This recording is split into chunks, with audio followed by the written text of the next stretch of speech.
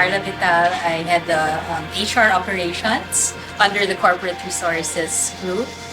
And well, going through this workshop with the Tom Oliver Group, I can say that it was really a good process. I like the way we were able to get the people together and people from the different departments to share their different contributions and the way they walked us through the process. So it was a step-by-step process that we went through to be able to put together this program, which at the start seemed well, a bit big and hard to achieve, but in the end we were able to do it with everyone's cooperation and through this approach that they used with us, which we really appreciate.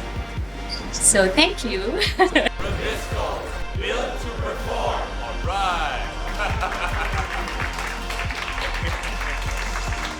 Rebisco! Meals we love, meals we share. All right.